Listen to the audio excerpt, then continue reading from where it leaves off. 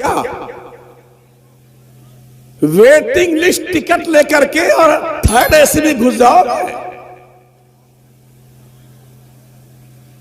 जिनके पास confirm ticket था जन्नत का, VVIP का, वो रात रात भर रो करके अपने रब को मनाने की कोशिश करते थे। ओ पापियों, कौम की कमाई लूट कर खाने वालों, गरीबों का हक खा जाने वालों, भाइयों के हकूक पे डाका डालने वालों, आवाज ये तबाह का शिकार होने वालों, अय्याशियों की सेज सजाने वालों, तुमने इतनी आसान जन्नत समझा?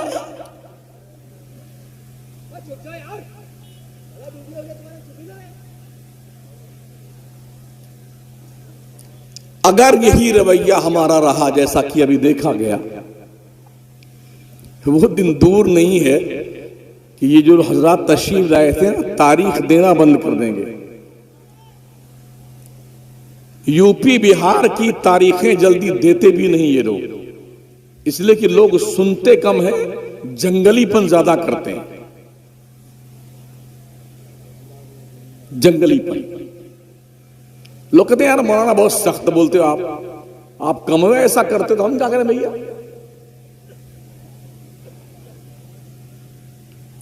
पूरी पूरी रात हमारी कौम का नौजवान जागता है, बेहयाई करता है, बेशर्मी करता है, और फिर जन्नत का ठेकेदार इंशाअल्लाह हम ही जन्नत में जाएंगे, जैसे इनके नाना ने प्रॉपर्टी दिखवाई वहां पर जन्नत में जाएंगे।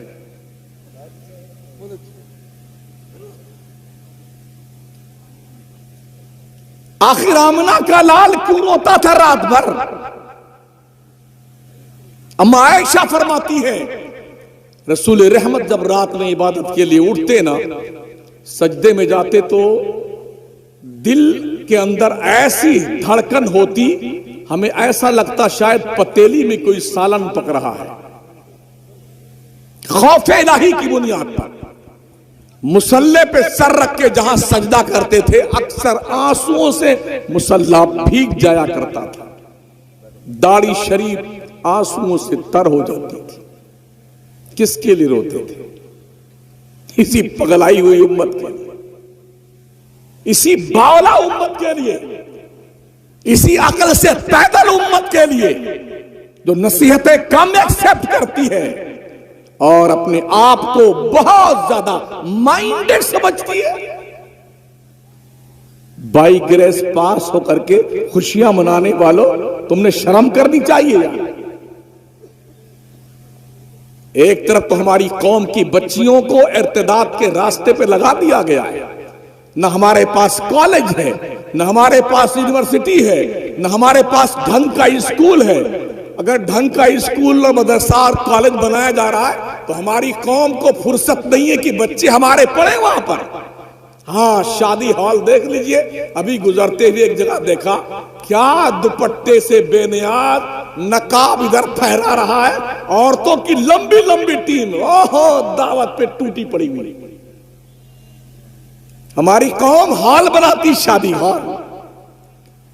हाँ, और अभी एक महोदय जी हमारे राजस्थान के, उन्होंने शादी हॉल बुक कराया, 80 लाख रुपए में शादी हॉल। ओहो, जब दीन की बारी आती है तो इन मर्दूदों के पास जब कोई जाता, भाई साहब कुछ मदद कीजिए दीन की राह में, हाँ थोड़ा धंधा मंदा चल रहा है, मर गया खबीस कहीं का, तेरा जनाजा निकलने लगा।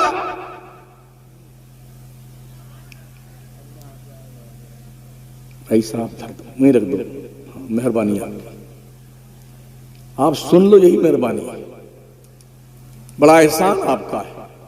मुझे याद आ रहा सरकार मुहद्दिस आज़म पाकिस्तान का वो वाकया, जब वो पाकिस्तान किसी क्षेत्र में गए खिताब फरमाने के लिए अपने खादिम के साथ में, तो ना कोई उनको लेने आया और ना कोई नजराना फजराना दिया, ना ढंग का खाना वाना खिलाया, और जाने लगे तो कोई छोड़ने भी नहीं आया। तो जब दूर कुछ निकल गए तो खादिम ने कहा, हुजूर बड़े कमीने लोग हैं, बड़े बदमाश खबीस कहीं के, नालायकों ने बुलाया, हमको रिसीव करने भी नहीं आए, छोड़ने भी नहीं आए, किराया भी नहीं दिया, सरकार मुहद्दिस आजम पाकिस्तान फरमाते, बेटे ये इनका एहसान है कि इन्होंने मुझसे मेरे नबी की बात तो सुन ली है, यही इनका करम है। तुम ये भी नहीं सुनना चाहते हो यार, तुम्हें क्या माना जाए?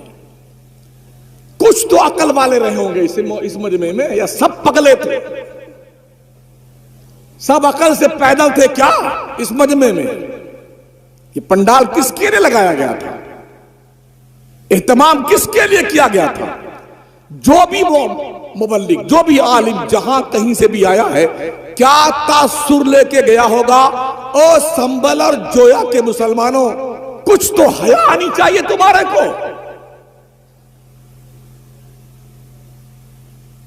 नबी रात रात भर रोते थे। हजरत अबू बकर कहते हैं, काश मेरी मां मुझे पैदा न करती, मैं अपने रब को हिसाब कैसे दूंगा? काश में बकरी का बच्चा होता, लोग जिबा करके मुझे खा जाते, मैं अल्लाह को हिसाब कैसे दूंगा? ये कौन है? ये वो अबू बकर हैं जिनका एहसान नबी रहमत चुका नहीं सके हैं। प्यारे आका फरमाते हैं, हमारे ऊपर इस्लाम पर जिसने भी एहसान किया, मोहम्मद ने हर एक के एहसान का बदला चुका दिया, मगर अबू बकर का एहसान, उसका बदला मोहम्मद चुका नहीं सका है। हश्र के मैदान में मेरा अल्लाह अबू बकर के एहसान का बदला चुकाएगा। ये वो रोते हैं। हज़रत उमर खौफ रब्बी की बुनियाद पर इस तरह रोते थे, आंसू बहते बहते दोनों गाल पर लकीरें बन गई थी, नालियां बन गई थी। और वो कहा करते थे अबू बकर सिद्दीक से, अबू बकर तू हमारी जिंदगी की सारी नेकी ले ले, गारे सौर की एक नेकी मुझे दे दे। ये भी कहा करते, काश उमर अबू बकर के सीने का एक बाल होता तो बड़ा अच्छा होता। पूछो ना यार, उमर की तो नेकियां आसमान के सितारों के बराबर थी। अम्मा आयशा ने पूछा था एक दिन, पूरा आसमान क्लियर था और सारे सितारे निकले हुए थे। हुजूर रहमत आलम अलैहिस्सलाम उनके काशाने अक़दस में आराम फरमा रहे थे। पूछा, या रसूलल्लाह, जो ये आसमान पे सितारे हैं, क्या किसी फर्दे बशर की इतनी नेकियां हो सकती हैं? मेरे हुजूर ने फरमाया, हाँ हाँ आयशा, जितने आसमान पे सितारे हैं उतनी नेकियां उमर की हैं। तो थोड़ा उनके दिल को यूं लगा, तो मेरे अब्बा की नेकियां कहां गई? होता नहीं है, हाँ ये मेरे थोड़ा लगा कि मेरे अब्बा की नेकियां कहां गई? तो आका ने फरमाया, आयशा, उमर की ये आसमान के सितारों बराबर सारी नेकियां अबू बकर के एक नेकी के बराबर नहीं। समझ रहे हैं? ये लोग रोते थे खुदा के खौफ से, तड़पते थे। पता है आपको, हजरत उमर फारूक आजम रज़ी अल्लाह ताला अन्हु, हजरत अबू बकर रज़ी अल्लाह ताला अन्हु जब मसनद खिलाफत पे बिठाए गए ना, तो कुछ वजीफा मुतय्यन किया गया था। एक दिन बीबी ने कहा कि शौहर नामदार, कोई मीठी चीज बनाकर खाने का जी करता है। फरमाते, मेरे पास पैसा तो नहीं है, अमीरुल मोमिनीन पैसा नहीं है। एक परधनवा जीत जाए ना, परधनवा 7 पुश्तें खाती है सर। हाँ बेटे, ठूस ठूस के खाते 7 पुश्त, एक प्रधान जीत जाएगा और अमीरुल मोमिनीन है। बीवी से फरमा रहे हैं कि मेरे पास पैसे नहीं कि तुम्हें मैं मीठा सामान ला के दूं खाने के लिए। कहा, अगर आप इजाजत दे तो जो रोज हमें खर्चा आप देते हैं, इसमें से कुछ निकाल निकाल करके, औरतों की आदत होती है ना, अगर आपने 100 रुपया दिया कुछ सामान लाने के लिए, तो 90 रुपए का सामान लाएंगी, 10 चुपके से बचा लेंगे, जिसको मोदी जी ने निकलवा लिया था। अरे नहीं निकलवाया था, हमारे प्रधानमंत्री महोदय बड़े प्रिय प्रधानमंत्री हैं, ऐसा निकलवाया औरतों ने, जितने 500 के नोट छुपा के रखे थे ना, सब निकलवा लिया। तो औरतों की आदत होती है, वो 10-5 रुपए बचा के रखा करती हैं। वैसे भलाई की बड़ी सोचते हैं, मगर सोचा कुछ नहीं, सब छीन लिया बच्चों, औरतों का पैसा सब निकलवा लिया। तो कहा, आप ठीक है बचा लीजिए आप। बचा बचा के थोड़ा थोड़ा इकट्ठा किया। तो एक दिन जब वाफर मिकदार में इतना पैसा हो गया कि अब मीठा बना के खाया जाए, तो कहती हैं शोहे नामदार वो बाजार से कुछ ला के दे दीजिए और कुछ पैसा हमने इकट्ठा कर लिया है। तो सिद्दीक अकबर ने फरमाया तजर्बे से ये बात साबित हुई है, पर डे जो हमें खर्चा मिलता है बैतुल माल से, पर डे इतना पैसा ज्यादा मिलता है, लिहाजा अपनी तनख्वाह में से उतना पैसा कम करवा दिया और जो जमा किया था वो सारा उठा के बैतुल माल में जमा कर दिया। कहा अल्लाह का शुक्र अदा कीजिए, मीठी मीठी चीज मत खाइए। ये है अमीरुल मोमिनीन हजरत उमर फारूक आजम। आपकी बीवियों में से कुछ लोगों का अब तो अल्लाह ने फरावानी दी है, कैसरो किसरा की ममलकतें कदमों में आ गई हैं, तो कुछ तो अच्छा पैदा कीजिए, अच्छा खाया कीजिए। हजरत हफ्सा ने जाकर के अपने अब्बा हुजूर से लोगों की सिफारिश के जरिए पेश किया, ऐसा लोग कह रही हैं। तो हजरत उमर का चेहरा गजबनाक हो गया। फरमाते हैं मेरा नबी जिंदगी गुजार कर गया, हमने उसके दस्तरखान पे बैक वक्त 2 सालन नहीं देखा, सूखी रोटी नहीं खाई, सूखी रोटी खाई, कभी चुपड़ी रोटी नहीं खाई उन्होंने। इसी हाल में गए हजरत अबू बकर, इसी हाल में गए। सोते थे तो जिस्म पर बाज़ाब्ता तौर पर चटाई के निशानात बन जाते थे। आज 8 इंच के गद्दे पे हमें नींद नहीं आती है। ये मोटका सेंट है, सठिया गया है, इसके दिमाग की नसें हिल गई बेटे की। बड़ा पैसा कमाया, मर्सिडीज गाड़ी में घूमता, फॉर्च्यूनर में घूमता। बेटा मरेगा, जब तुम मरेगा ना तेरी औलाद तेरी फॉर्च्यूनर छुपा के रख देगी, इस मरे हुए बाप के डेड बॉडी की हवा न लगने पाए। इसलिए अक्ल के नाखून ले लो। वो अमीरुल मोमिनीन जिसके हुकूमत का प्रचार पूरी दुनिया में और जिसके ख्वाब से जमाना दरसता था, सूखी रोटी खाते थे, पेबंद लगे कपड़े पहनते थे, मेंबरे नबवी भी खड़े हुए फरमाते हैं लोगों, जब तक उमर दीन की बात करे, दीन पर चले, तब तक इसकी बात मानना। अगर खुदा ना खास्ता उमर लाइन से हट गया तो तुम क्या करोगे? एक बुढ़े साहबी बिल्कुल पीछे बैठे हुए थे, जल्दी से उठे, तलवार निकाली, कहा जब तक उमर ठीक ठीक चलेगा तब तक तो हम उसकी पैरवी करेंगे, और जिस दिन टेढ़ा हुआ ना इस तलवार से उमर को सीधा कर देंगे। ये जुर्रत इस्लाम देता है गरीबों को, नातवानों को, मजदूरों को, गुलामों को, कि मालदारों के आंखों में आंखें डाल के बात करने का हौसला इस्लाम देता है।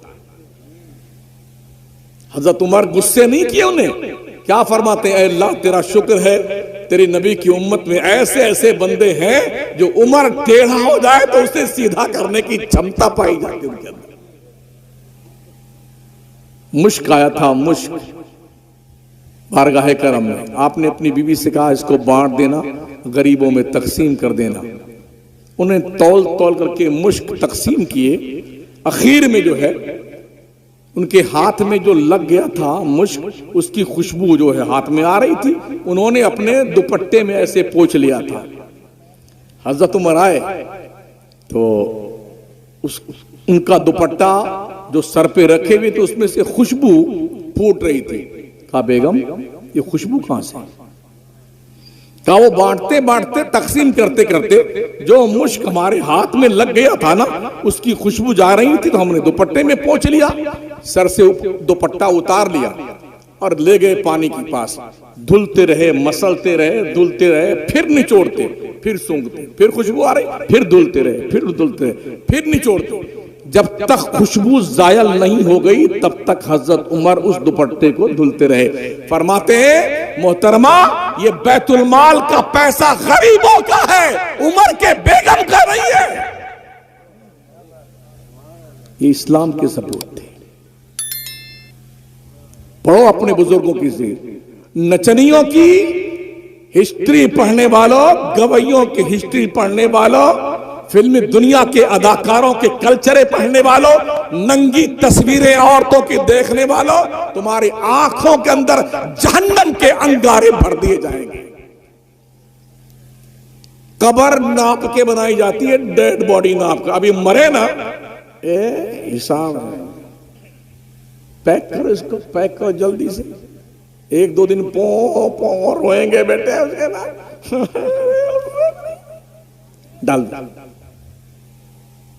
डाल दिया और खड़े रहेंगे इतने इंजीनियर, अरे थोड़ा ठीक कीजिए इसको, ये थोड़ी टेढ़ी हुई कबर।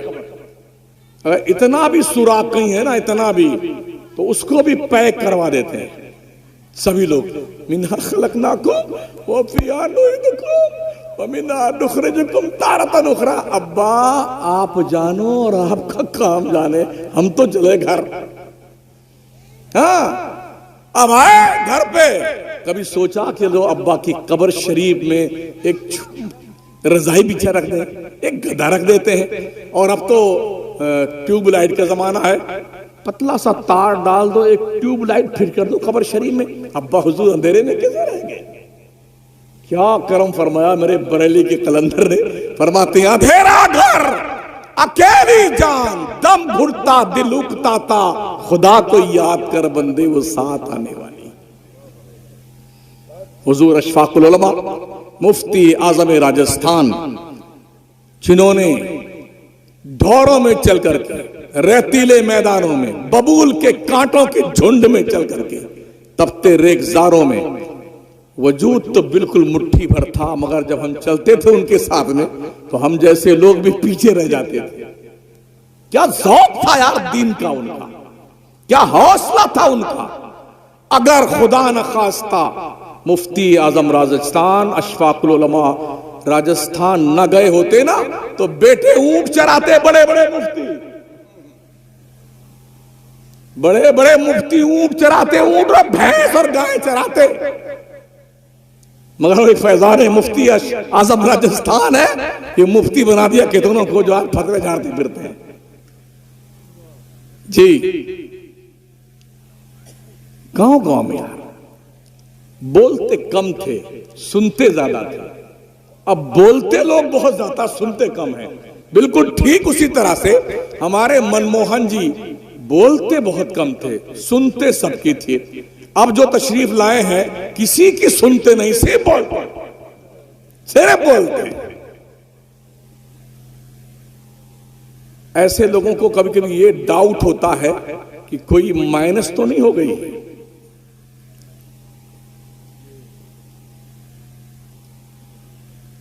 तो आका के प्यारे दीवानों, इल्म हासिल करो, इस इदारे को फरोग दीजिए, बामे उरूज पे ले जाइए इसे, नजरे बस से बचाइए। बड़ी मेहनत के साथ मदरसों पे बड़ी पैनी नजर रखी जाती, इसका ये कागज कहां है, इसका ये कागज कहां है। मौलवी की जांच हो रही है, मदरसों की चटाइयों में बम ढूंढे जा रहे, कोई बंदूक ढूंढ रहा। अरे भाई साहब, यहां ढंग की चटाई बैठने के लिए नहीं है, तुम यहां पर बंदूक ढूंढ रहे हो, कट्टा ढूंढ रहे हो, यहां पर बम ढूंढ रहे हो। ये मदरसे हैं, मदरसे, यहां चटाई पे बैठ के तालीम दी जाती है। चंद एक मदरसे हैं जो ढंग के बने हुए हैं, वरना मदरसों का हाल ये है, कहीं की ईंट कहीं का रोड़ा, भानमती ने कुंबा जोड़ा, ये कंडीशन है। अगर कमरा बन गया है तो दरवाजा नहीं लगा है, दरवाजा लग गया है तो खिड़कियां टूटी हुई है, रोशनदान का पता नहीं है साहब। हाँ, इतना छोटा सा दरवाजा है, अचानक उड़ जाइए तो खोपड़ा फूट जाए आपका, है? ये कंडीशन है मदरसों की। मैं पूरे मुल्क में जाता हूं, मैं बताता हूं कंडीशन मदरसों की। गिनती पे के अंदर आप ला सकते हैं उन इदारों को जो ढंग के हैं, वरना 90% इदारे हमारे यतीमी का शिकार है। हमारी कौम 10 लाख 15 लाख 20 लाख का डोनेशन देती है कॉलेज में, स्कूल में, यूनिवर्सिटी में। तुम्हारे हैं वो जहां डोनेशन दे के आते हो। थोड़ा ढंग से हमें, हमारे उलमा को काम करने दो ना। ऐसी टीम पैदा करेंगे कि वक्त आए तो बॉर्डर पर भी कुर्बानी पेश करने के लिए तैयार रहे, और वक्त आए तो सेल्फ डिफेंस के लिए भी दुनिया की आंखों में आंखें डाल के बात कर सके। मदरसों की जांच करना बंद करो। यहां तो कोई बम वम नहीं मिलेगा, यहां तो यार सूखी रोटी खाने वाले मिलते हैं। हम भी मदरसे में पढ़ते थे, दाल शरीफ की पतेली में गुस्ल फरमा लेते तो पता नहीं चलता दाल से गुस्ल फरमाया है कि पानी से। जी हजरत, एकदम पतला पतला, एकदम पतला पतला। अल्लाह, हमने ऐसी पढ़ाई करी भाई साहब। और आज है गुड्डू को, चिंटू को, पिंटू को, सबको स्कूल भेजो, स्कूल भेजो। इतना बड़ा है बेचारा जो भाई उठना बैठना नहीं जानता है। अम्मी जान को चाहिए कम से कम उसको कलम पकड़ना सिखाएं, ऐसे झूठे इधर उधर करवाती रहे नहीं, उसको भेजो स्कूल, भेजो स्कूल। वो जब तक जाएगा वेन में बैठे बैठे यूं सोता हो जाता है, स्कूल में बैठा रहेगा यूं लौटाएगा। अब तो स्कूल वाले चाहते ही हैं आप बच्चा आपका पैदा हो, अभी ला के हमको दे जाओ, हमें पैसे दो, हम तुम्हारे बच्चे को पाल देंगे। दुनिया तैयारी में बैठी हुई है, उन्हें पैसे चाहिए भाई साहब। मगर ये दिमाग से भूत निकाल देना कि दुनिया तुम्हारे बच्चों को दीन सिखाएगी, जी नहीं। ओ पोयम सुन करके लड्डू फूटते दिल में ना, twinkle twinkle little star how wonder you are, तो दोनों अम्मा भी पगलाती है। अरे मेरा गुड्डू अंग्रेजी बोलता है, हिंदुस्तान के गधे भी अंग्रेजी बोलते हैं, समझ रहा हो। अगर बच्चों पे मेहनत की जाए ना, बच्चों पे बड़े कीमती हो सकते हैं। दिल्ली में लॉकडाउन से पहले एक पैरट, तोता, सुग्गा, अपने यूपी में सुग्गा बोलते हैं ना, हाँ तोता ही बोलते हैं, सुग्गा भी बोलते हैं हमारे मशरिकी यूपी में। सुगनवा, तोता, पैरट 9 करोड़ रुपए बिका था, 9 करोड़ का। हाँ, सुग्गा राम को क्या जानते हैं, पोपट महाराजा, तोता बाबू 9 करोड़ में बिके। मैंने अल्लाह कोई सोने जड़े थे, हीरे जवाहर, कहा नहीं, इस पे मेहनत की गई थी, उसे इल्म सिखाया गया था, बोली सिखाई गई थी, किस्म किस्म की बोलियां, तो उस हुनर की कीमत लगाई गई। जिस तरह से जहां हमारे पुलिस प्रशासन का सारा जाब्ता फेल हो जाता है, वहां कुत्ता लाया जाता है। एयरपोर्ट पे, हवाई जहाज के पास, मॉल में, स्टेशन पे अगर किसी ने उड़ा दिया कि कोई बम रख गया है, तो जहां पुलिस की नाक काम न करे, इसकी मशीनरी काम न करे, तो कुत्ते को हमारे मुल्क की पुलिस दुनिया भर में लेके आते हैं लोग। वो कुत्ता यहां है, यहां रखा हुआ, उससे किसने बताया? तरबियत की गई है, मेहनत की गई है। अगर कुत्तों पे मेहनत की जाए तो हमने देखा है पुलिस वाले बड़े इज्जत के साथ गले में पट्टा बांध करके एयरपोर्ट पे घुमाते हैं, चुम्मी लेते हैं, पैसा लेते हैं, खेलते रहते। लाखों रुपए खर्च है कुतौना पे, कुत्ते पे लाखों रुपए खर्च करती है हमारे मुल्क की पुलिस, इसलिए कि जहां इनका भेजा काम नहीं करता, वहां कुत्ते का भेजा काम करता है। तो अगर कुत्तों पे मेहनत की जाए, सुग्गा तोता पे मेहनत की जाए, तो कीमती बन जाते हैं। अगर अशरफुल मखलूकात के बच्चों पे मेहनत की जाए, क्या ख्याल है आपका? मेहनत कीजिए ना इन बच्चों पे, तरबियत कीजिए इनकी। और अगर तरबियत न करी बच्चों की, मौलाना हाफिज न बनाए ना कारी, तो अभी लॉकडाउन ज्यादा दिन नहीं गुजरा है, बगैर नहलाए, बगैर धुलाए, बगैर कफन के जाइए साहा, कहानी खत्म। लाखों लोग बगैर जनाजे के तशरीफ ले गए, इधर मरे, हाय हाय हाय, प्लास्टिक की उसमें लपेट करके। ये भी ऐसा हुआ है, अब्बा हमारे थे वो दूसरे को दे दिए गए, दूसरे के अम्मा की डेड बॉडी हमको दे दी गई। हिंदुओं की डेड बॉडी मुसलमान को टिका दी गई, मुसलमान की हिंदुओं को टिका दी, इसलिए किसी ने देखा तो है नहीं। पैक ऐसा कर दिया है, 2 पुलिस वाले लिए गन मशीन, ये भी पैक है प्लास्टिक में, है ड्राइवर भी पैक है प्लास्टिक में। लगता कोरोना ही जा रहा है ये। जेसीबी आई, उसने कब्र खोदा, उसी ने उठाया और यूं फेंका धन से। आप जानो, आप काम जाने, ये मट्टी डाली। जाइए साहब, जाइए जाइए जाइए। 2-4 आदमी, ये दिन ज्यादा नहीं हुई तुझे भी, 2 साल का अरसा गुजरा है। कोरोना भी 2 तरह का था। जो पहला मर्तबा कोरोना आया ना, पहली बार, इतना खतरनाक था, इतना खतरनाक। उसी पीरियड में एक बार मैं अस्पताल चला गया, जयपुर एयरपोर्ट के पास इटर्नल में। हमारे बच्चे की तबीयत खराब थी, तो उसी वक्त एक जो है कोरोना का मरीज आया। तो ऐसा लगा कोई जलजला आ गया पूरे अस्पताल में। सारा स्टाफ भगदड़ मचा दिया। हमने खैरियत तो भाई साहब क्या कह रहे, कोरोना का मरीज आया, कोरोना करा, रास्ता खाली हो। चलो भाई साहब खाली कर दो। ये कंडीशन थी। और ऐसे गए बेटे, ऐसे टपके। हमारे मकराने का एक बंदा, वो भी एक दिन भर्ती हुआ, तो रात में डॉक्टरों ने आपस में बात की, इसे कब टपकाना, इसे कब टपकाना है। उसने सुन लिया। अपने घर वाले जब उसके मिलने गए ना, तो कहा जल्दी निकालो वरना आज की रात हमारी आज की रात है। कमीने बात कर रहे थे इसको कब टपकाना है। तो पहला कोरोना आया तो कोई करीब नहीं जा सकता था, और दूसरी बार तशरीफ लाया ना, आए हाय कितना क्लोजिंग दोस्ती थी। बेटे अपनी माँ के पास बैठ के सेल्फी लेते थे। कोरोना की मरीजा है और मरोना का बाप है। हाँ, अब्बू के साथ खाना खा रहे हैं, पानी पी रहे हैं, गद्दे में बैठ रहे हैं। यानी क्या लॉजिक से पूरी दुनिया को पागल बनाया गया कि कोरोना भी 2 तरह का हो गया। ये आंखों देखी बात कर रहा हूं। अगर उलमा न रहे, हुफ्फाज़ व कुर्रा न रहे, ये इदारे न रहे, तो ऐसे जाओगे अंतिम संस्कार, कोई तुम्हारी जनाजे की नमाज पढ़ाने वाला नहीं मिलेगा।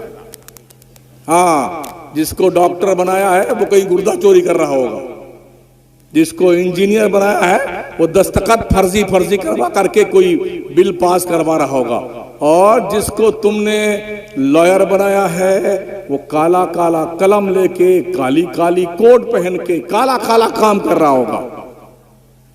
और वो हाफिज जी जो थोड़े लंगड़े थे बेचारे, जिस बेचारे को अम्मी ने कभी भाव नहीं डाला जाता, हमने देखा है।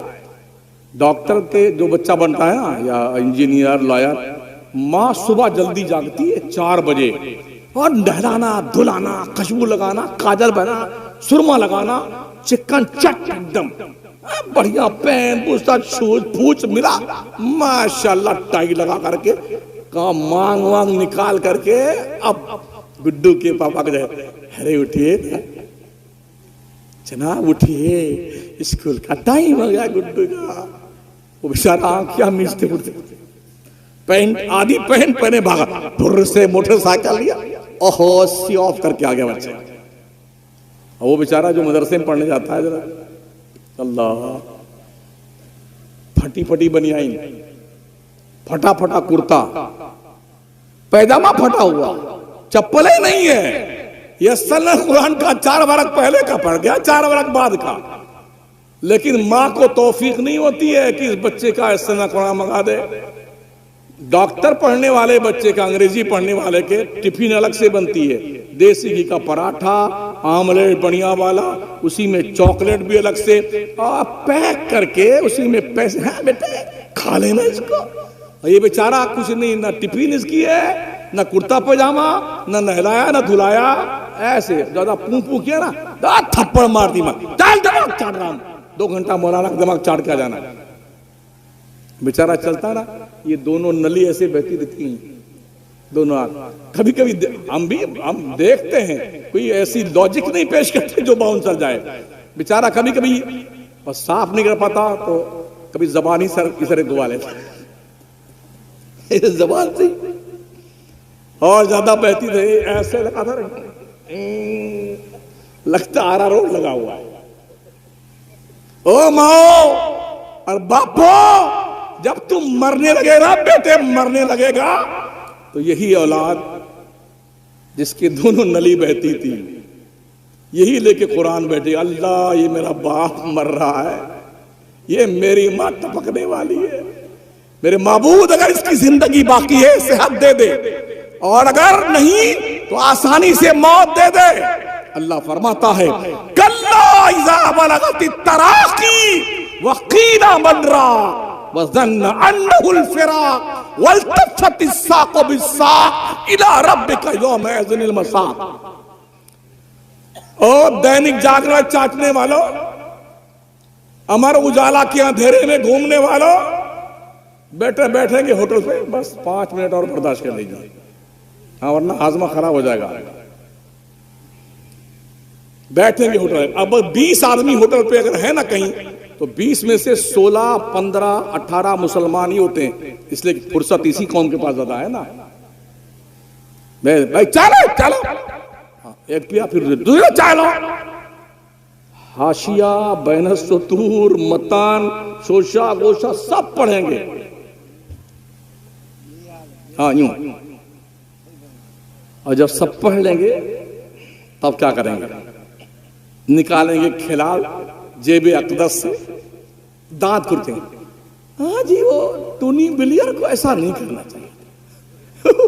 ओ बिल क्लिंटन को ऐसा नहीं करे। बुद्धू मियां तेरी सुनता कौन है? ये बेटा लेक्चर झाड़ रहा है, बैठे हुए जोया के होटल पे चाय पी रहा, डायरेक्शन वाशिंगटन वालों को दे रहा है। लगता है ये बीबीसी लंदन के रिपोर्टर बैठे हुए, बेवकूफ कहीं का। मत मारी गई है। आज की तारीख में मुस्लिम कौम का इलाज हर बीमारी का तालीम, तालीम, सिर्फ तालीम है, इसके हद से कुछ नहीं है। काश हमारे बादशाहों ने कोई यूनिवर्सिटी बनाई होती तो हमें गुर्बत का एहसास ना होता। कोई लाल किला बना रहा था, कोई कुतुब मीनार बना रहा था, कोई अपनी महबूबा की याद में ताजमहल बना रहा था। अबे पगलो पगलो पगलो, तुम्हें क्या हो गया था? 800 साल तुमने इस मुल्क में हुकूमत की, मुस्लिम कौम को तुमने क्या दिया? न ताजमहल मुसलमानों के हाथ में है, न लाल किला मुसलमानों के हाथ में, न कुतुब मीनार मुसलमानों के हाथ में। क्या है हमारे पास में? बदमाशियां तुमने की है, लोगों की गुंडागर्दी हम झेलते।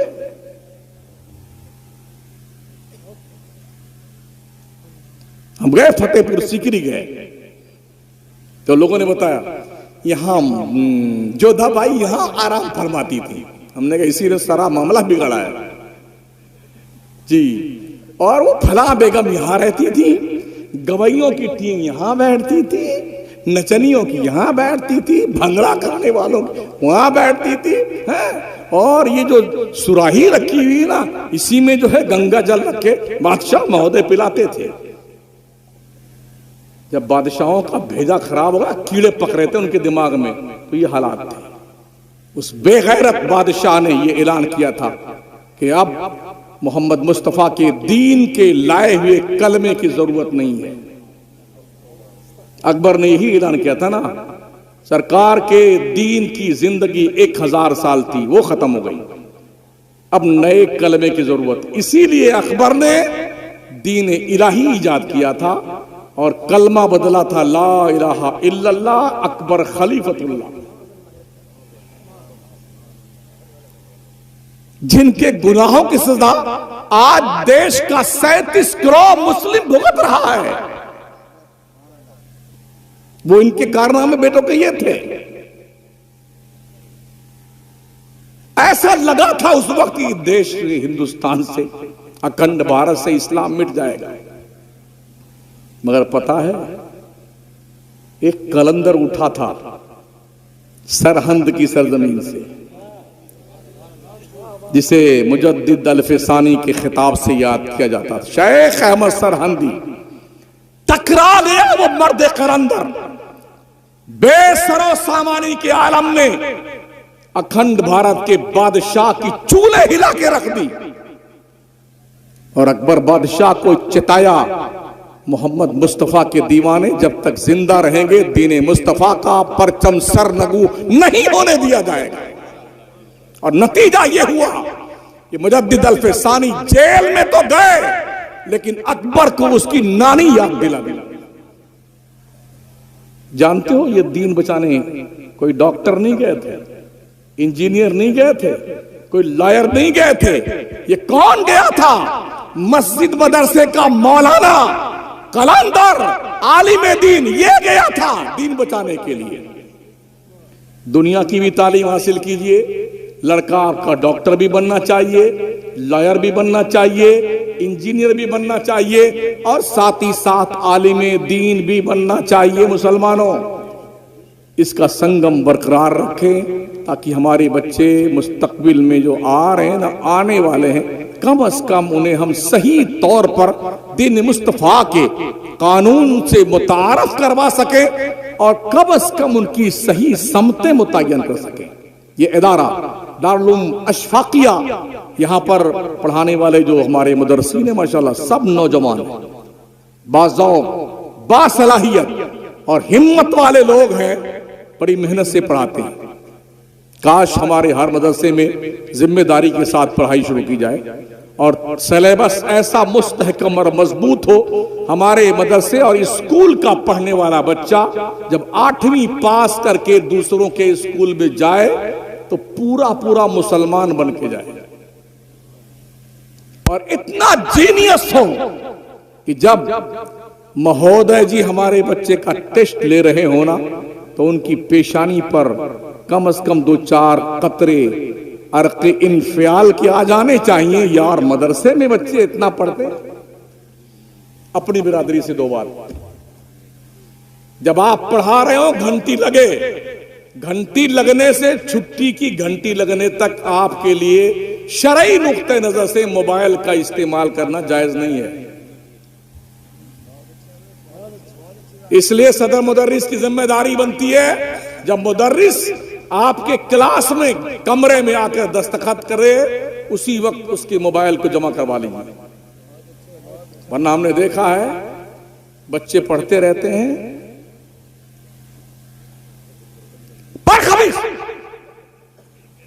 अबे नालायक पढ़ता नहीं ठीक से, अब उसको नालायक माना या तुम्हें नालायक माना?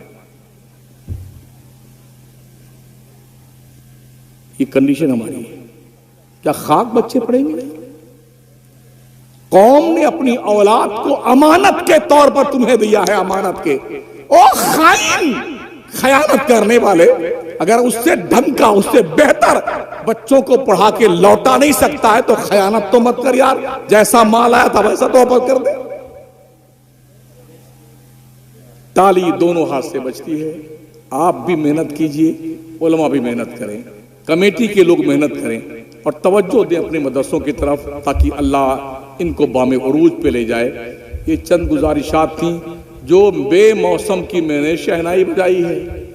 इसे यूं भी कह सकते हैं, अब पछताए का होत है जब चिड़िया चुग गई खेत।